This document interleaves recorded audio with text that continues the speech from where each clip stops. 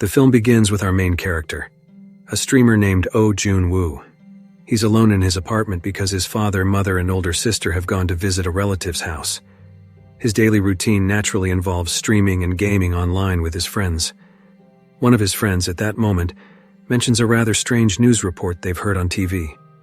Intrigued, Jun checks the news on the television in his apartment, but suddenly he receives an alert on his phone, as well as a warning on the TV. The warning informs viewers of an outbreak that is causing people to become extremely aggressive zombies. That news sparks panic among the public, and panic soon leads to chaos. After witnessing the turmoil in the neighborhood, Jun then hears someone screaming outside his own apartment. When he goes to see what's happening, someone suddenly bursts into Jun's apartment. This person turns out to be one of his neighbors. Given the outbreak, Jun wants to push the neighbor back out, worried he might get infected. However, the neighbor promises he'll leave right after using Jun's bathroom. Unwillingly, Jun allows it. While the neighbor is in the bathroom, the news says that the virus can be transmitted through blood, or a wound caused by an infected bite. Suddenly, Jun grabs a knife and aims it at his neighbor when he sees an injury on his neighbor's hand. Before long, the neighbor starts convulsing, transforming into a zombie, then attacks Jun. Luckily, Jun manages to shove his now infected neighbor out of the apartment and locks the door, blocking it with a refrigerator. After that, Jun attempts to call his family to check on their condition, yet the chaos has impacted the phone lines as well, making contact difficult. Not long after, Jun does receive a message from his mother, saying that they're safe in a secure place. She also instructs him to stay inside his apartment and survive there. He gathers whatever food supplies he has at home, but it's not enough since he was too lazy to go shopping before the outbreak. The following day, Jun uses a drone, placing his phone on it so he can lift it to a high elevation, hoping to find a better signal and send messages to his family. Unfortunately, the effort fails when his drone runs out of battery. Feeling a little frustrated, he tries to cheer himself up by playing games.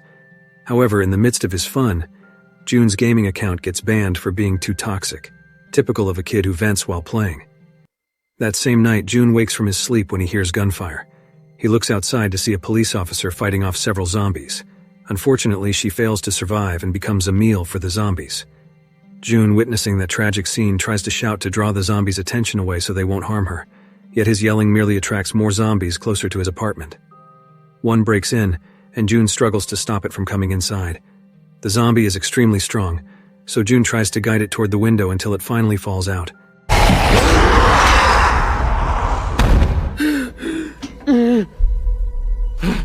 Right after that incident, Jun decides to reinforce his door so no other zombies can break in. 7 days go by, and Jun's food supply is nearly depleted. At one point, he accidentally sees a commercial for instant noodles on TV, prompting him to eat the last real meal he has left.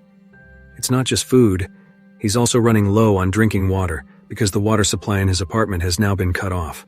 All he has left are snacks and a few bottles of alcohol from his father. By day 15, Jun is heavily intoxicated. He's only been consuming snack foods and alcohol, causing him to hallucinate about his family. Still, being a dedicated gamer at heart, he refuses to completely give in. He goes outside his window, clinging to the ledge to get a phone signal. Eventually, Jun manages to reconnect with his family, only to be shocked by their final message revealing that they, too, were attacked by zombies. Devastated, Jun loses control of his emotions, taking out his rage on several nearby zombies. However, since there are far too many of them, he's forced to move stealthily to return to his own apartment safely. That night, a huge explosion rattles the city. The resulting fire causes a blackout, plunging Jun's apartment building into darkness. Confronted with these worsening conditions, Jun becomes more and more desperate. He even contemplates putting an end to it all. He's already got the noose around his neck, when a small, bright laser lands on his face. Intrigued, he stops himself from committing suicide to find out where that beam is coming from. He discovers it's from a woman who lives in the building across from him. She signals to Jun to meet at 7 in the morning. The idea of meeting here just means they'll talk through their windows. The next day, Jun oversleeps and doesn't wake up until 11 a.m. Feeling guilty, he apologizes to the woman who's been waiting for 4 hours and introduces himself to her. He then learns her name is Kim Yubin. Jun signals he's running out of food. Suddenly, Yubin hears a noise from outside her door, so she motions for Jun to meet again the next day. That noise turns out to be from a zombie caught in one of Yubin's traps. Without hesitation, Yubin eliminates the creature. The next day, Yubin tries throwing a ball tied to a rope across to June so she can send him some food. Unfortunately, her throw falls short and doesn't reach June's apartment. Seeing this, June decides to use his drone, which he has repaired and slightly upgraded. This time, June's plan works perfectly, allowing him to pull the rope and the food into his place. While June is happily eating, he suddenly notices a zombie has discovered the ball Yubin threw earlier and is now tugging on the rope. The creature then uses it to climb up to Yubin's apartment, where she still appears to be asleep. Desperate to help, June tries distracting the zombie with his drone, but the zombie proves too clever and destroys it. Just as it's about to break into Yubin's home, Yubin regains consciousness and immediately slices off the zombie's hand, sending it plummeting below. The struggle leaves Yubin injured and her apartment trashed. Yet she's thankful for June's earlier efforts to slow the zombie down, as that likely saved her life. Meanwhile, June realizes the food Yubin gave him will only last 2 days at most. Determined to find more supplies, he heads out and manages to enter a neighbor's apartment.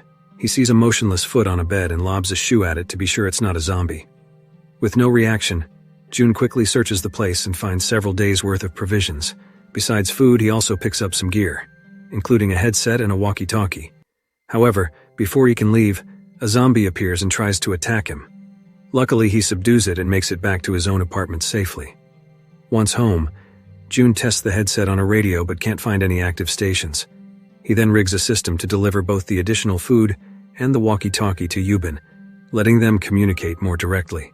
Grateful, Yubin thanks June for being there and admits his presence has given her a reason to keep going in the midst of this crisis. She also confesses that she once considered taking her own life, but changed her mind after discovering June was alive and fighting to survive as well. From that point on, they strive to persevere together, maintaining their morale despite being separated by the horde of zombies. The distance only brings them closer emotionally. However, without warning, a group of zombies manages to infiltrate Yubin's building, leaving her in a panic. While scrambling for safety, she accidentally knocks over a table, making noise that alerts even more zombies to her presence. Resolute about escaping together, they plan to leave their respective apartments. June gets ready to go first, but suddenly, Yubin vaults outside without warning, leaping straight over the zombies. Together, they dodge the infected and reach an elevator, deciding to head to the 8th floor. Yubin previously observed that the 8th floor might be free of zombies. Unfortunately, the horde follows them. Thankfully, a resident on the 8th floor notices their predicament and invites them into his apartment. He mentions seeing helicopters pass overhead from time to time, proof that rescue teams may still be out there.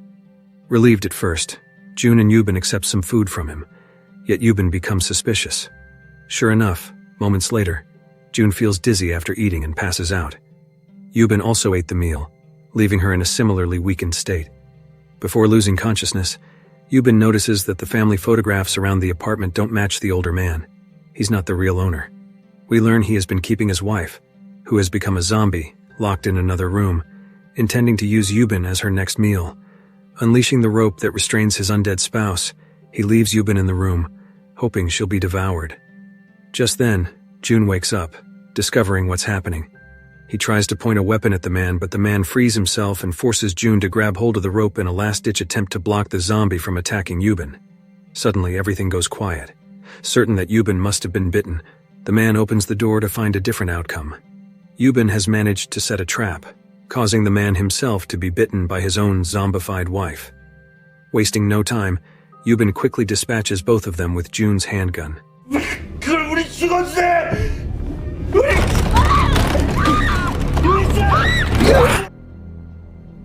여보.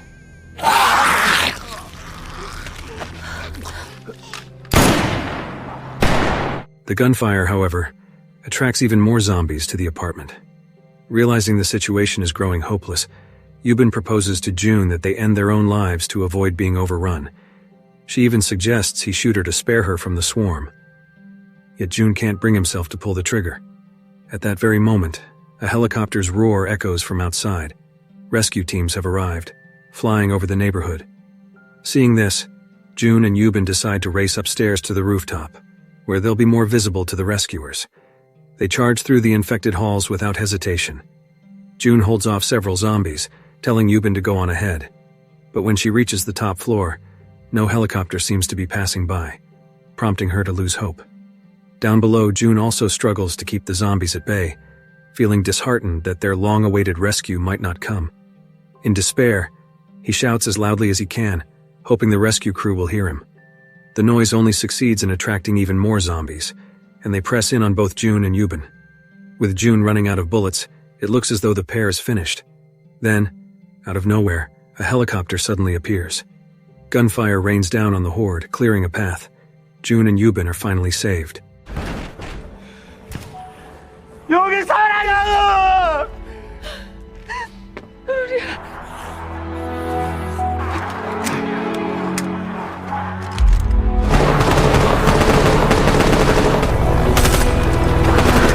Overcome with joy, they watch as the rescue team lifts them to safety.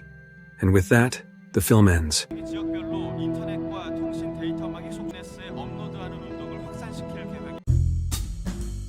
If you like this video, don't forget to subscribe. Because by subscribing, you have supported me to make better videos. See you in the next video.